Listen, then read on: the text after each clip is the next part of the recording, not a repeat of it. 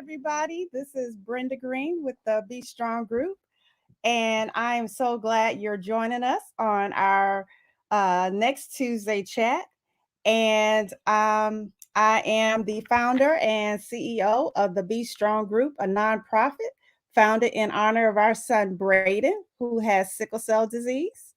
Um, we found my husband and I decided that we wanted to start a nonprofit that highlights the causes of sickle cell disease and highlight some things that are important to those with sickle cell disease.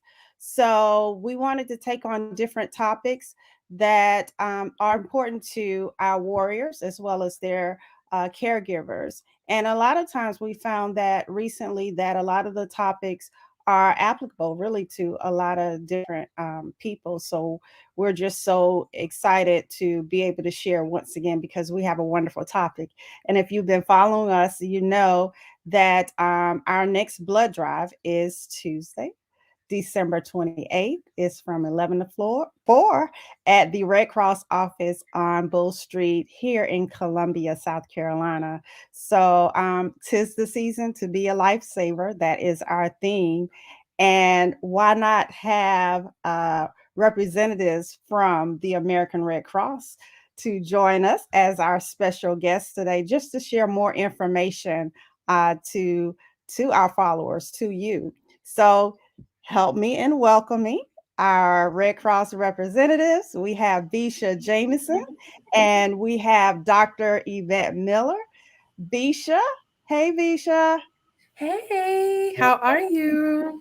Good. Bisha is the sickle cell account manager at the American Red Cross, and Dr. Miller is the executive medical officer with the American Red Cross. And before we just tackle the topic, let me tell everybody that everything that we're sharing tonight is for educational purposes only. And if there's anything that's specific to yourself or your warrior or your child's health, please consult your primary caregiver for anything that's specific for you all. But this is going to be a amazing content to help you understand and realize the importance of blood donation. So, with that, we're going to go back to Visha. And Visha, I know I gave your title. You work for the American Red Cross. Share a little bit more about yourself that you want to share with our audience. Awesome. Thank you, Brenda, for having me.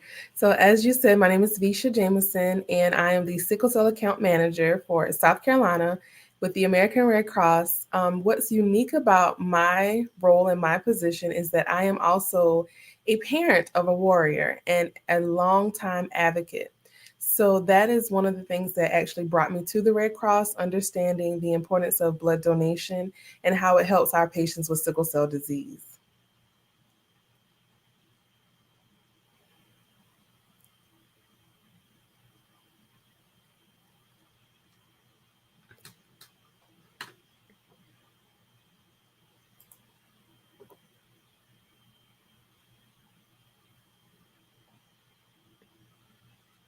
You're on mute, Brenda.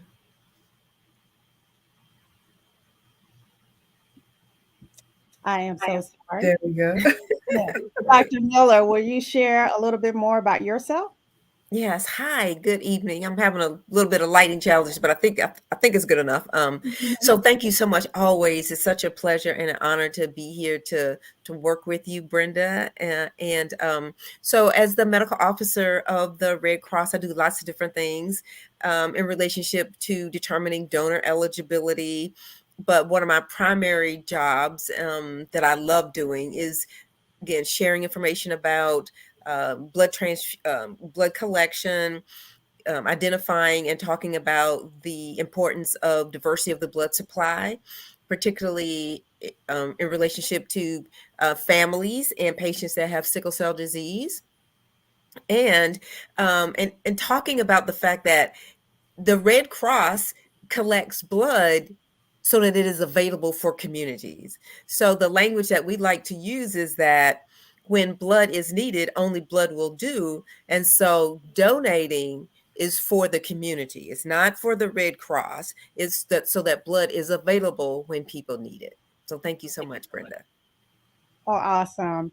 And I am so happy and I'm grateful for you two and joining us tonight to share more information to our listeners.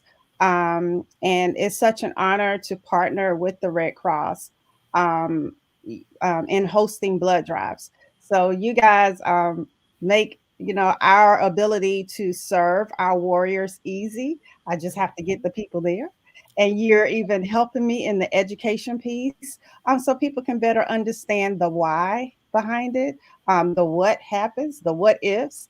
So again, thank you, ladies, for being here. So with that, Visha, would you mind sharing some of the things that are some of the initiatives of the American Red Cross? I've been bragging about you all and how the focus has been on sickle cell disease, and it's so important. Absolutely. The American Red Cross has launched a national initiative. And in that national initiative, the concentration is to grow the number of blood donors who identify as Black or African American in an effort to help patients with sickle cell disease, and essentially to improve overall health outcomes. So in the United States, it's estimated that over 100,000 people have or are diagnosed with sickle cell disease, and the majority of them are Black or African American.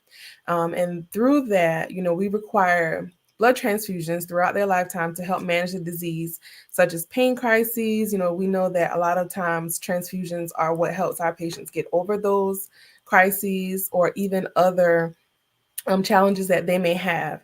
So the Red Cross initiative seeks to not only raise awareness about this particular health disparity, but increase the number of much needed blood donations from individuals who are Black throughout the community.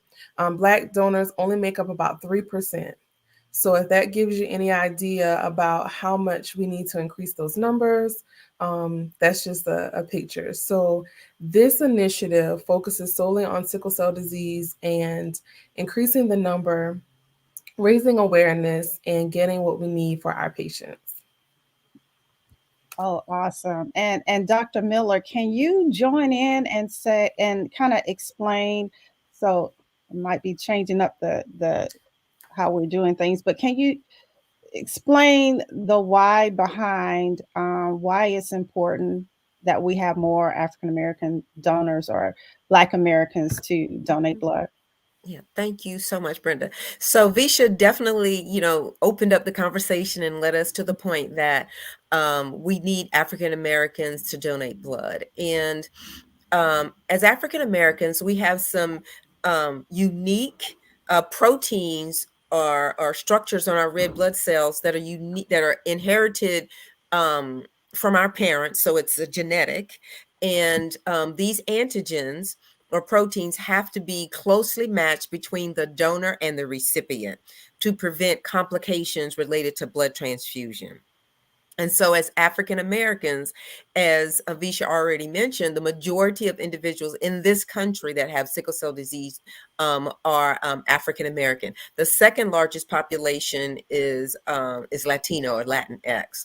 And so, when we have patients that need transfusion, in many cases, they need more than one unit of this closely matched blood. And in some cases, we have patients that need transfusions every single month.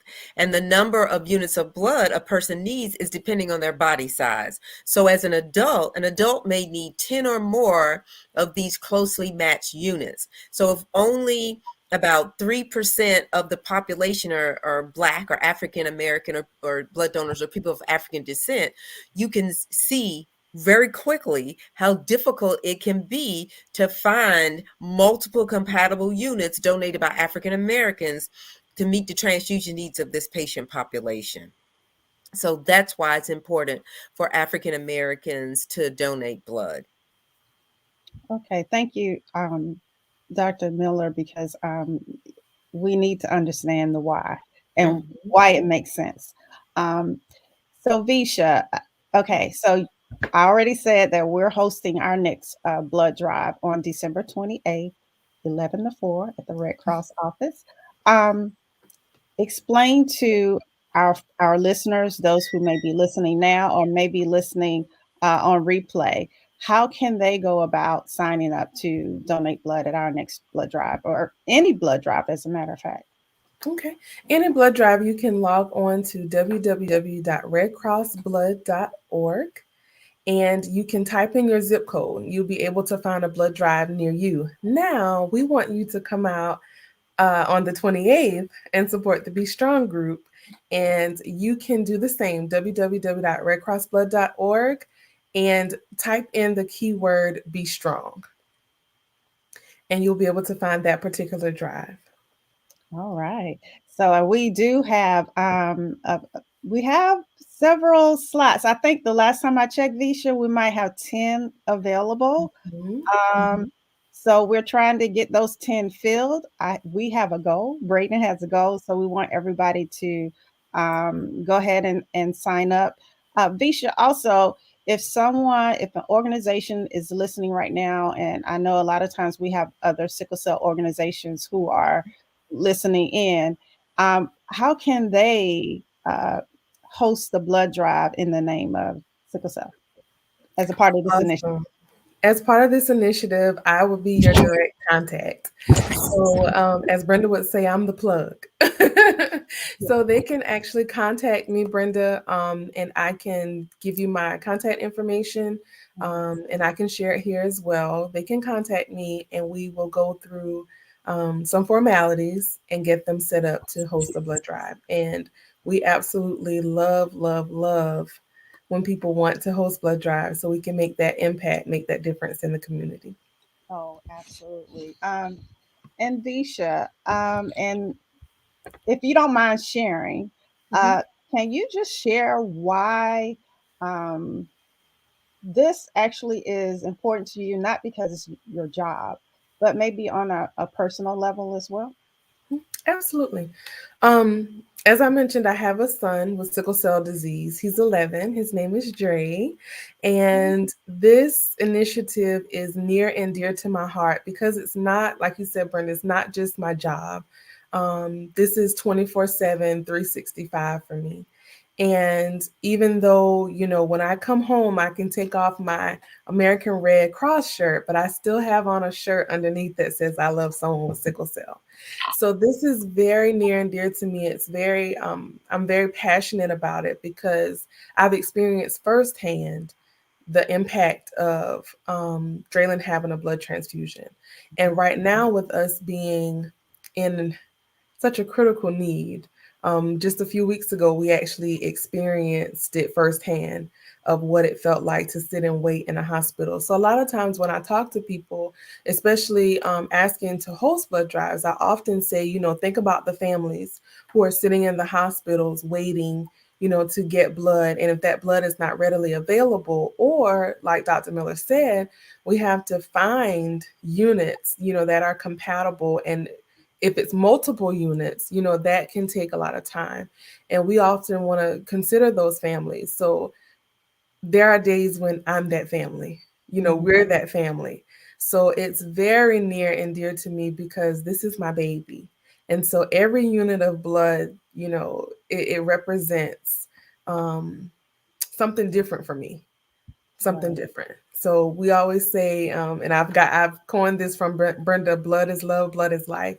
And Right. essentially, I mean, it is love. Every bag of blood that I see, is love, and it represents another life that's being saved. Absolutely. And I'm so glad you share that because, that becomes our motivation, especially when we're looking at it every day of our lives.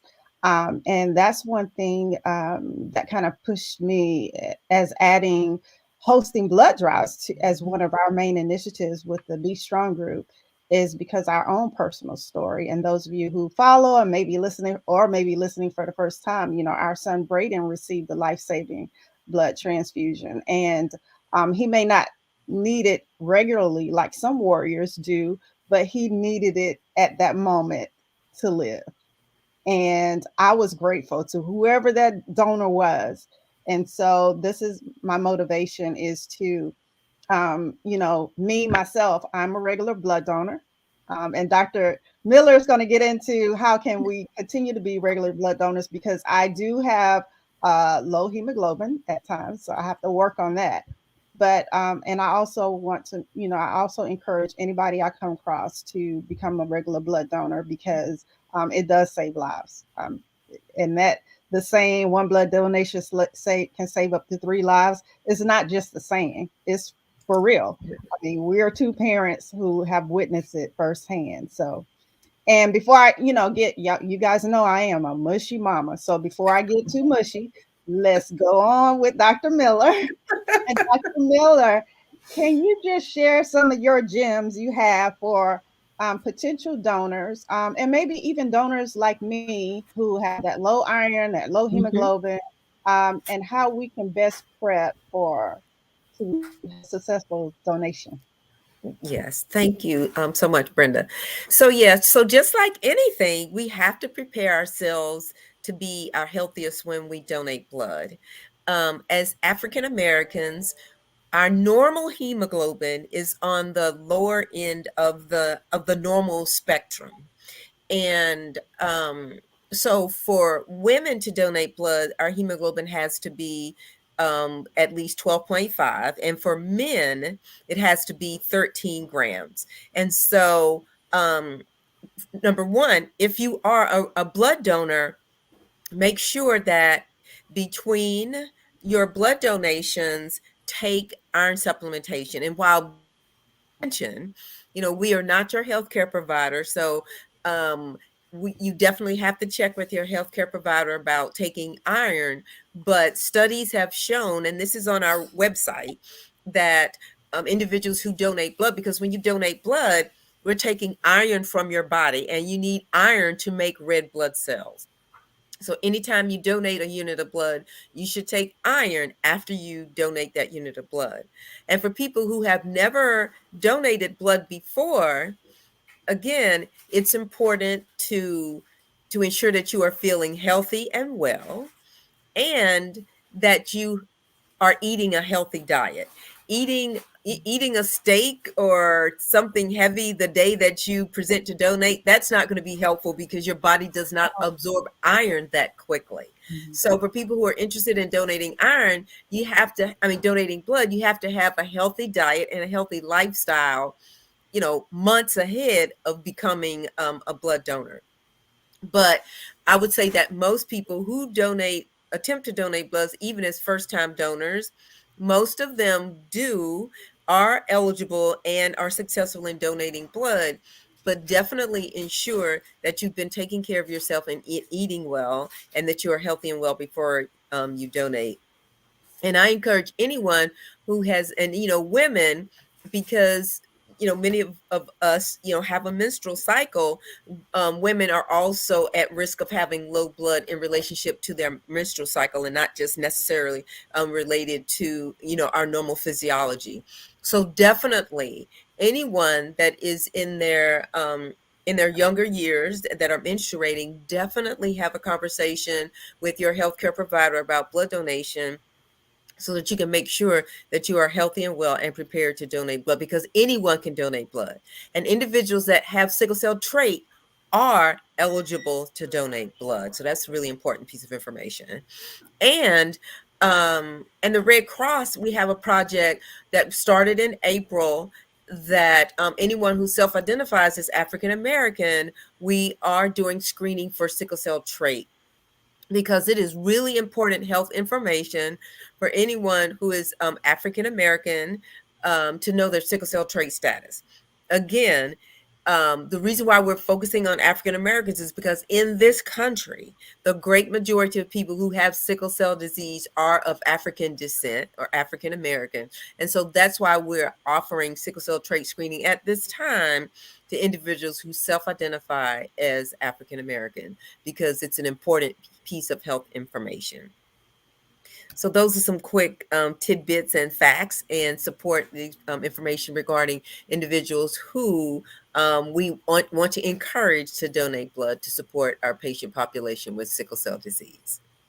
Oh, thank you, Dr. Miller. And I know you mentioned, you said, make sure you're well, if you're well and donate, because full transparency here.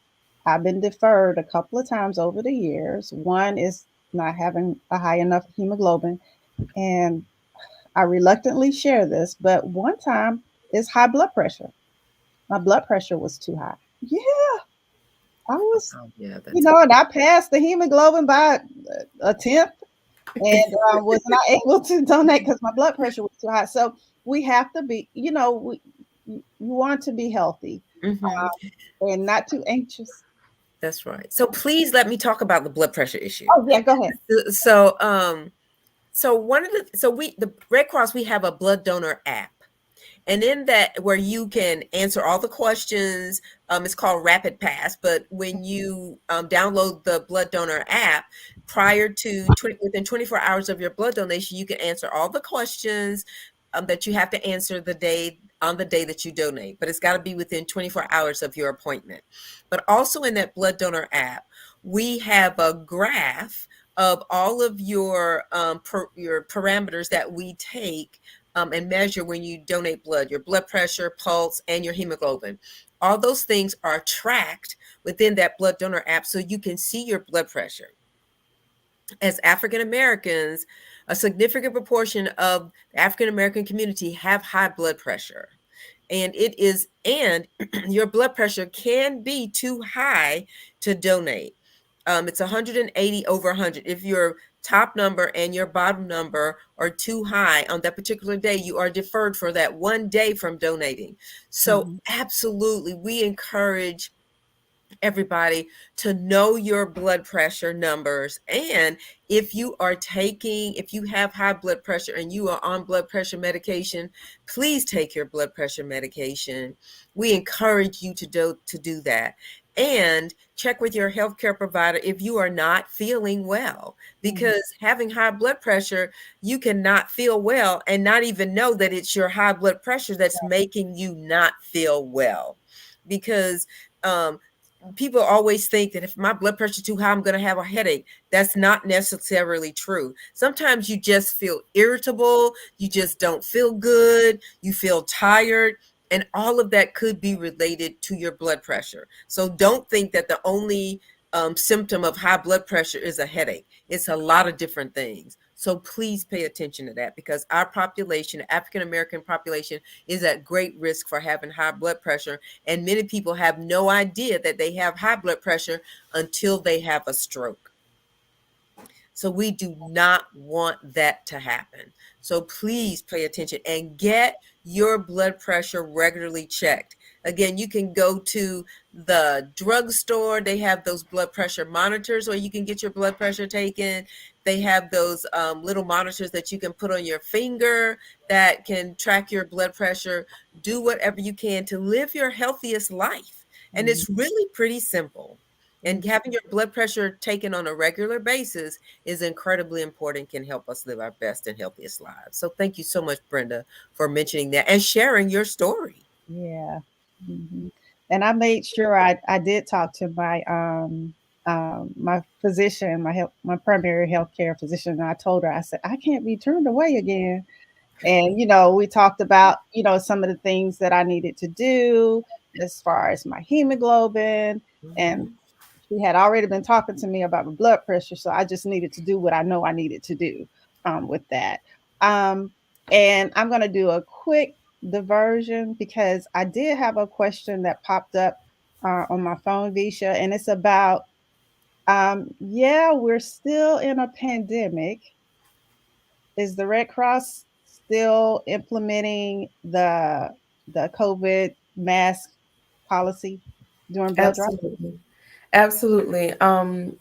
We are implementing all safety measures. We want you to feel like that you are protected while you're there. So all of our staff, and anyone who enters the drive has to wear a mask. Okay. That's The beds are socially distanced. We encourage those that are waiting. All of those things that are set up are socially distanced as well. Um, of course, if you come as a family, you're at your discretion. But we are socially distant, practicing social distance and wearing masks. right. And Yeah. I just want to, oh, go ahead, Oh, Dr. and let me just add that one of Mhm. the ways that we sort of control access and the flow in the donor center is that everyone has to have an appointment. And so anytime and you saw that, you heard that Brenda mentioned that there are some slots that are open for appointment. So you don't have to make the appointment days ahead. If there's some open slots on that particular day, you can make your appointment on that particular day. We absolutely want people to fill those appointment slots ahead of time. But if there's an open appointment slot on the day that you want to donate, please take it. But everyone has to, excuse me, has to have an appointment because we do need to control the flow of individuals into the donation site. Okay. So thank you. Yeah, thank you for that, Bisha. And back to the being healthy part, Dr. Miller, I know you said it, but that we have to make sure we're taking our medication. Diabetics, if you're diabetic, you can donate blood if you're on top of that.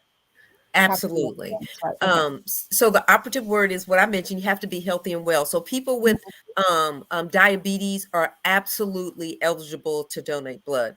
But again, you have to be healthy and well. I mean, we don't ask questions about diabetes. So it's up to the presenting donor to ensure that they're healthy and well, that they're doing everything that their healthcare providers recommending that they do to make sure that their diabetes is under control. But absolutely, people with diabetes that are feeling healthy and well are absolutely eligible to donate blood. Okay. We get that question a lot. I can't Hmm. donate because I have diabetes. Well, yes, you can, as Yes, long as you you're can. on top of it. So Hmm. make sure we address that. Um, And Visha, is there anything else you think our listeners should know as far as I know we mentioned the donor app. They need to download that, right? Yes, absolutely. Download that blood donor app. Like Dr. Miller said, you're able to track your health results. And also, the cool thing that I love is following my blood journey. And I Right. know that's something, Brenda, that we've talked about before is following that blood journey. I don't know what about it. It just makes my heart smile when I see where my blood has gone. Mhm. I get anxious when it's sitting there in storage. I'm like, hey, you know, somebody needs this. But I absolutely love that feature. And if you don't know your blood type, for our first time donors, a lot of times we hear that, well, I don't know my blood type. Well, guess what? After you donate and it's processed, that actually shows up in the app. Your sickle cell trait screening, when you, like Dr. Miller said, when you self identify as Black or African American, because we're doing that now automatically, it pops up in that blood donor app. So you're able to see that, and then you're able to click the link to get more information. So these are just some cool features of that app. And like I said, especially if you're a first time donor, it just kind of, gives you a little guideline and it helps you to get through the process. And it also has your unique donor ID number. It has a digital donor card that can be scanned when you donate. So it's just a lot of nice features inside that blood donor app that we just love. Oh yeah, And you can make your appointment to donate through the blood donor app. right. So, Mhm. as Visha mentioned, she'll have to mention the code again that you have to enter. But if you want to make an appointment on that day, actually you can put in your zip code as well. You Mhm. can put in your zip Mhm. code and any appointments that are open in your zip code, depending on and you can put in the day that you want to donate as well. This is an open blood drive. So when you put in the zip code, this blood drive should pop up. So that blood drive is just so fantastic. I use it all the time. And I like Visha, I love seeing my blood journey. So when the unit of blood that you donate is sent to a hospital, you'll get a pop-up message that your blood has been sent to a hospital. And that is so encouraging and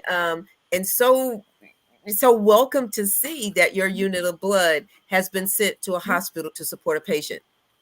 It doesn't tell you the patient, of course, but it absolutely tells you the hospital that it is being distributed to. That's So right. that is unbelievably fantastic when you get that Mhm. message. Another cool thing too, Dr. Miller just reminded me, we probably could talk about this all night. But Brenda, you'll appreciate this. You actually can create teams in that app as well.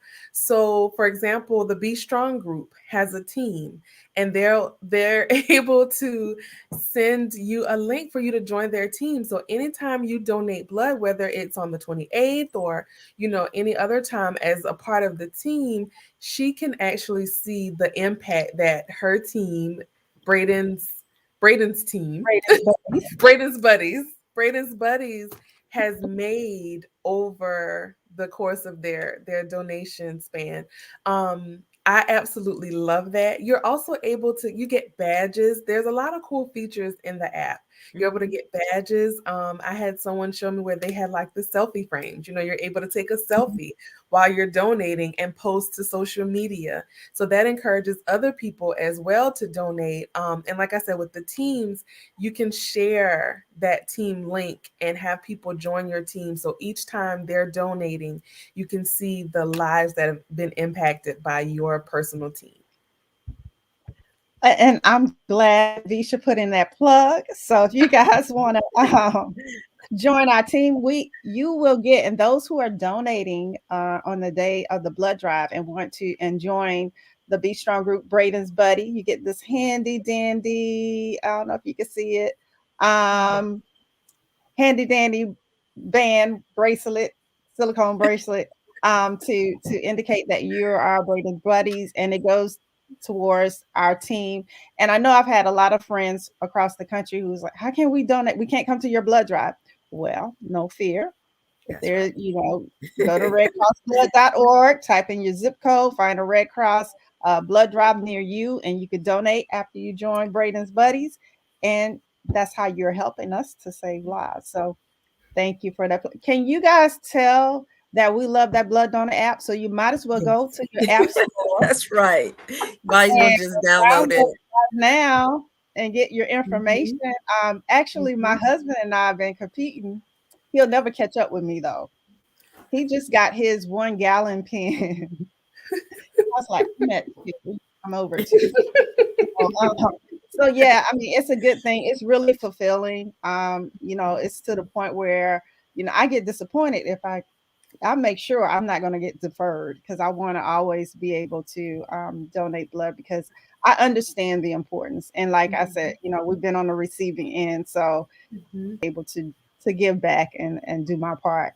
Um, Dr. Miller, what else Yes. do you have to share with us? Let's see. Well, as Visha mentioned, traditionally this time of year, our blood collections are low. And so we're having that same challenge still this year. Again, as Brenda already mentioned, we're still in the throes of COVID. And, now with the presence of, we're still, the number of the Delta variant cases are increasing. And now we have this new Omicron variant. So we're going to be struggling with COVID probably another 12 months because things just keep changing.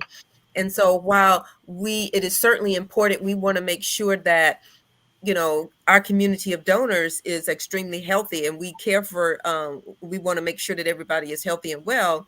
We still need African Americans to donate blood, and so that's why we continue to have the precautions, the CDC precautions in place, and they're going to be in place for the duration.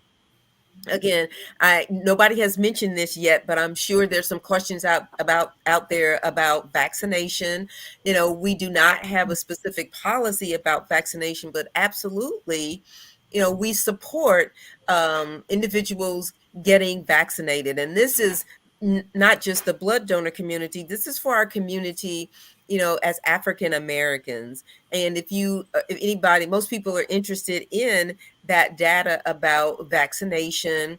And still in communities of color, African American community, and some communities of color, the vaccination rate is still low. And even though vaccination is absolutely widely available, we still need some support and encouragement.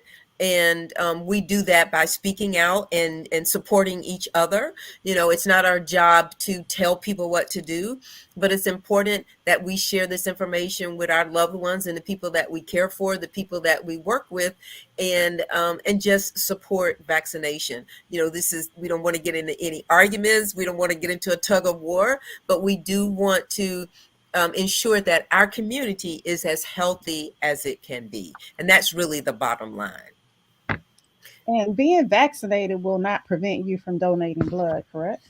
Absolutely. Being vaccinated will not prevent you to donate. But as I already mentioned, you have to be feeling healthy and well. Right. And sometimes after vaccination, you get that little owie, you get you get your shot and you may not be, and sometimes you do feel, a little tired or maybe a little achy, after that shot. So you do have to be feeling completely healthy and well, after that vaccination. So we want to support and encourage people to be their healthiest, whatever that means for you. And so there's certainly no mandate to be vaccinated to be able to be a blood donor, but we encourage our community to be as healthy as it can be.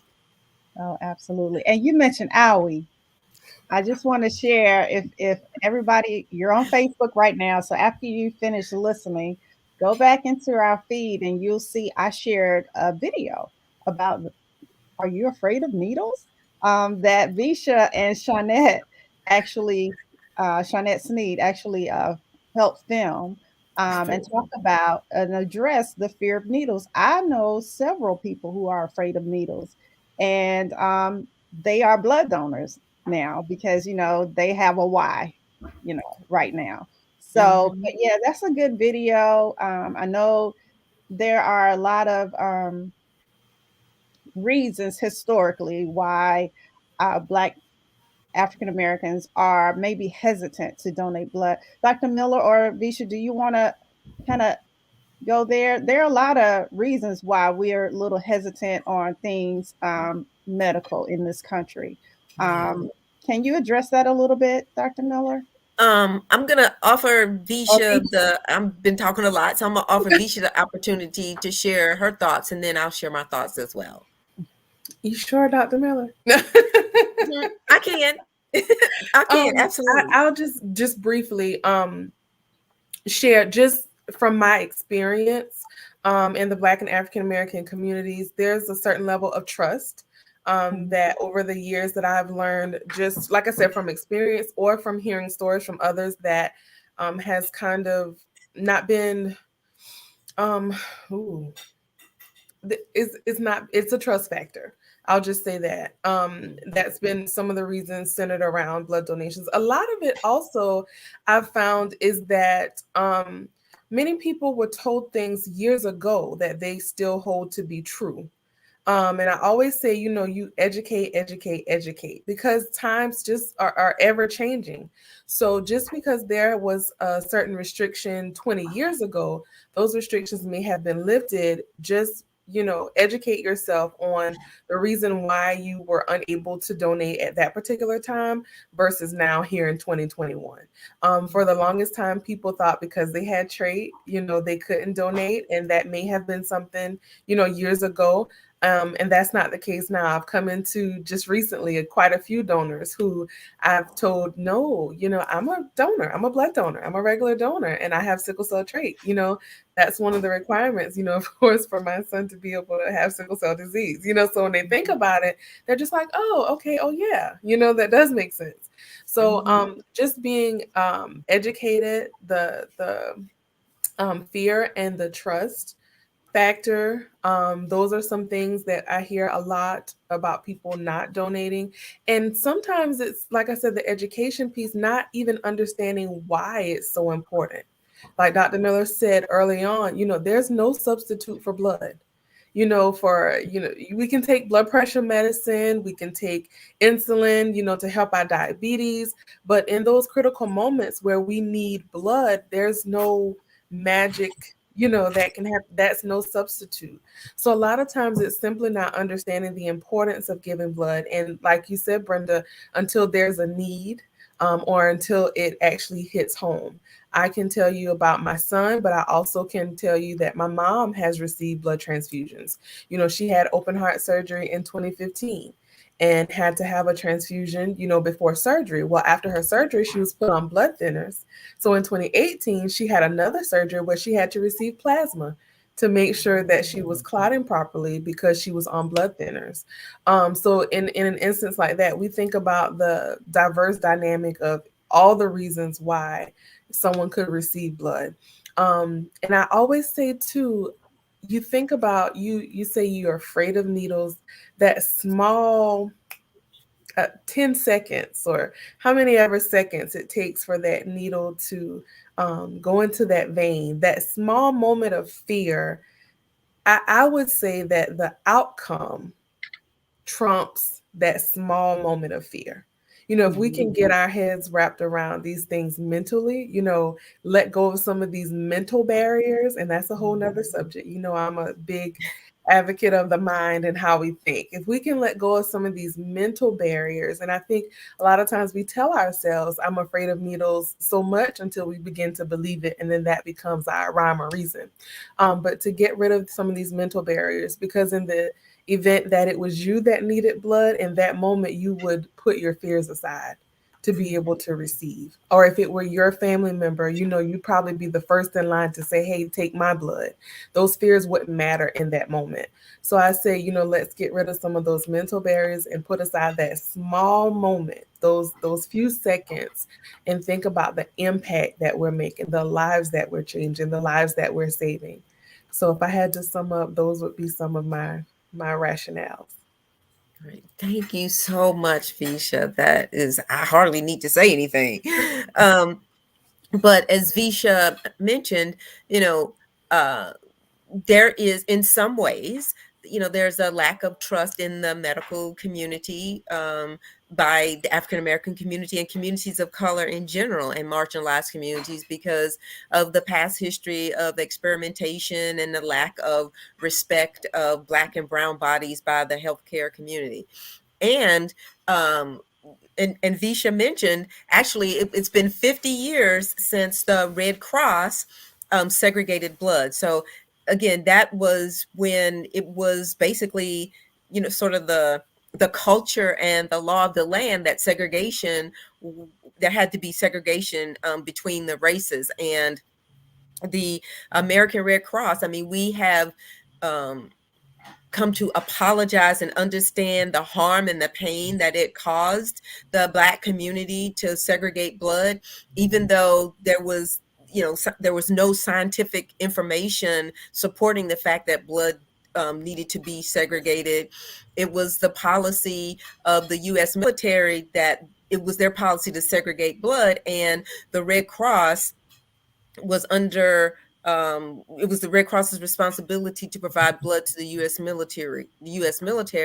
And so we actually made the decision that we would segregate the blood to meet that commitment, full well understanding that there was no scientific basis for that. And ultimately, the Red Cross worked with the leaders in the African American community to fight that policy, and ultimately did dismantle that policy of segregating blood, because we knew it was not scientifically supported, and it was the right thing to do. So, and we understood the harm and the pain that that caused to the Black community.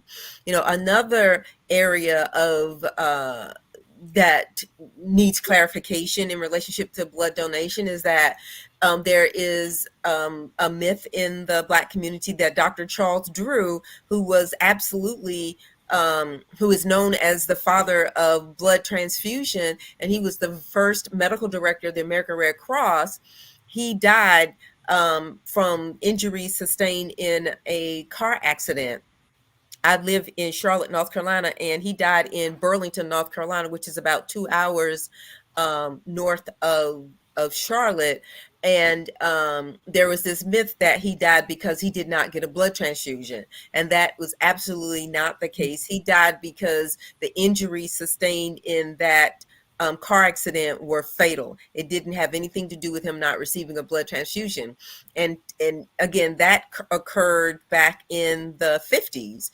And so we're still fighting that myth that he died because he did not receive a blood transfusion. So the work that we do today in the Red Cross regarding, continuing to educate communities of color, specifically the African American community, around that policy of segregating blood, as well as the death of Dr. Drew, informs us and helps us inform the community about what we're doing today to educate the community and make sure that we know why it's important for African Americans to donate. I already talked about that in terms of the antigens on the red blood cell was have to be closely matched between the recipient and the donor, talking about that the work that we're doing in the Red Cross because of this sickle cell initiative is about addressing health disparities and health inequities in relationship to sickle cell disease.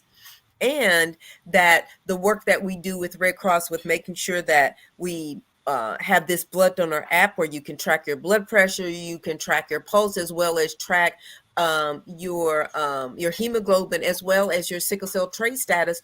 Those are all incredibly important pieces of health information that we want all communities to have, but specifically the African American community to have, to track our health and welfare. So there's so many things that Red Cross is doing to step into that space to ensure that we are a benefit to the African American community, not just drawing on the resources of the community by encouraging blood donation, but we want to be able to provide that really incredibly important health information because we want the community to be healthy and we want to participate in that and we want to support that. So thank you so much, Brenda and Visha. Well, thank you, Dr. Miller. Thank you, Visha, for sharing such valuable information. And this is information we want the community to know. All the resources that are available to the community that's provided through the Red Cross, through this app, we want them to know about it and take advantage of it and use it as a tool to be able to give back and to save lives. And I noticed there's a comment in the chat from Wendy. And she basically said, well, I'd like to thank everyone who takes the time out to donate because I have to have a transfusion every month because of my sickle cell. So I myself can personally say blood has saved my life more than a few times. Yeah, Wendy is an amazing warrior. And thank you for listening, Wendy, and for adding that so that we actually know Wendy is another, she's a why, you know, Yes. she answers that why. Thank you so Absolutely. much, Wendy, for sharing your story because our Yeah. stories, our life stories are what connect us. Mhm. And, as Visha mentioned, she can take off her Red Cross shirt when she goes home, but she can't take that armor off that she has in protecting the health and welfare, of her son, who's a sickle cell warrior. So, we all have to stand in the gap for patients and families, because when you have a family member that has sickle cell disease, the whole family has sickle cell disease. And so there's so many things that a family needs to support, their sickle cell warriors, and blood transfusion is just one of those things. Mhm. Right. Absolutely. I always say, Dr. Miller, my family will ask sometimes, well, what can we do? Because a lot of times, and I may be getting off here, Brenda, but sometimes our family members, they don't quite understand, what we go through on a day-to-day basis. They don't understand what our warrior is faced with. And some of them sometimes shy away from volunteering to babysit or volunteering to be in such close contact or for extended periods of time.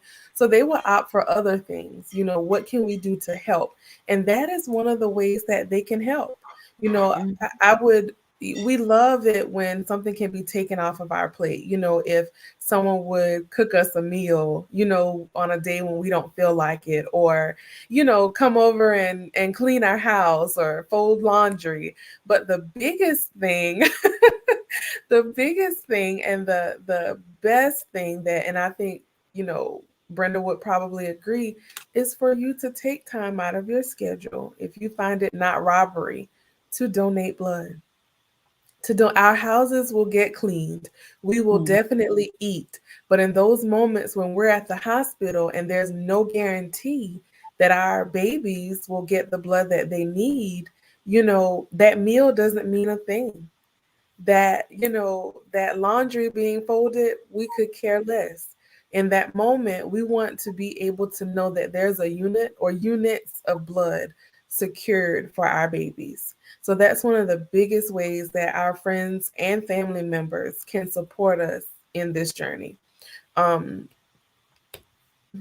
I'm like you, Brenda. I gotta get away from the mushy stuff. Like, I, yeah, but that is, I mean, that is the one of the major ways, and that is often our plea. Um, donate blood. Donate blood. If anybody asks, how can we support? Donate blood.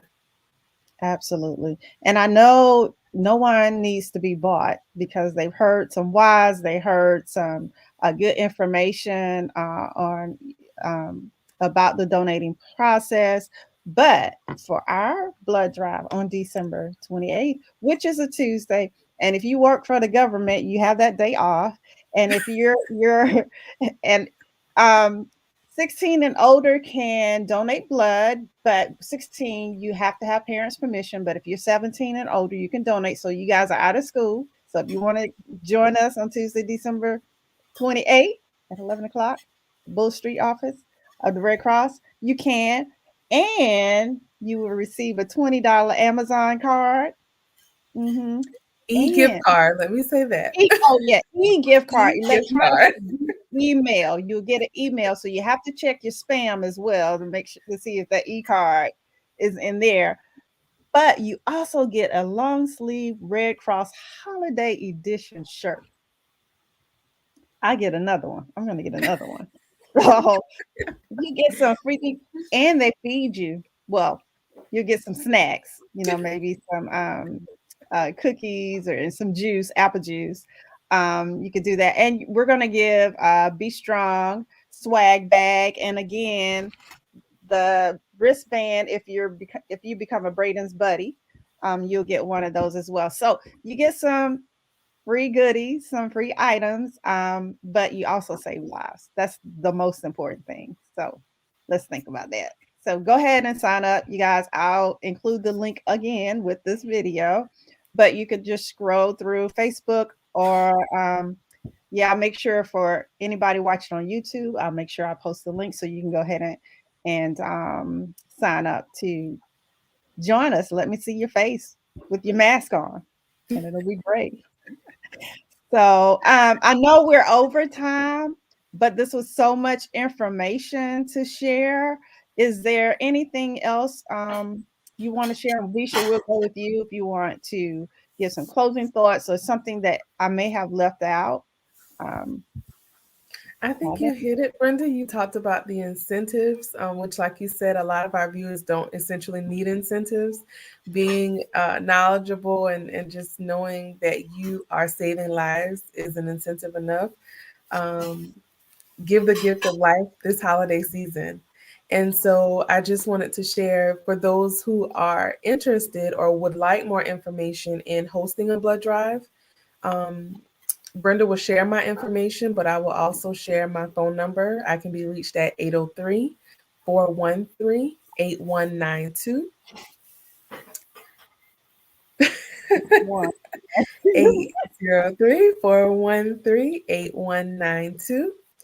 Mhm. And I'll share my email as well. It's visha.jameson@redcross.org. So Okay. contact me via phone or email, and we can definitely get you set up as well to host a blood drive. We can bring that drive to your community. And this holiday season, like I said earlier, just think that time that you come out to donate blood, that selfless hour. It is all worth it. It is all worth it. So I will be on site on the 28th, and I hope to see many of your smiling faces and giving away your long sleeve holiday t-shirts. Yeah. And we Uh, may or may not also have a few select items of "'Tis the Season to Be a Lifesaver" teas. Might have a few of I was gonna say, Brenda, there may be some extra surprise goodies, but the those. only way they'll know is if they show up. Oh, okay. All right. Well, Dr. Miller, do you have anything else, some closing words, anything else you think I may Mhm. have missed you want to share? Yes, thank you so much again, Visha and Brenda. There's always the final call to action is make that appointment and keep that appointment. Making an appointment and not keeping it, that's not the plan. The plan is to make that appointment and keep that appointment. And as Visha mentioned, just that 2-second little discomfort to donate a unit of blood doesn't compare in any way to the complications and to the pain crises that patients with sickle cell have. So that momentary discomfort you have is what it takes to donate that unit of blood to support and save the lives of patients with sickle cell disease. So show up and show out, y'all. I hear you. Absolutely. She nailed it. She nailed it. She did. Thank you. Thank you. Thank you. Thank you again, Dr. Miller. Thank you, Visha Jameson. I appreciate you. It's an honor to partner with the Red Cross. It's an honor to work with you two very closely in making sure we're doing our part in supporting and encouraging our community to donate blood and our portion into supporting the diversifying of the blood supply. And to all of you who are listening now, who are listening on replay, thank you, thank you, thank you as always, for listening on our Tuesday chat. And stay tuned. We'll be back next Tuesday with some more great information to share with you. And we look forward to seeing you there. So I'll say good night.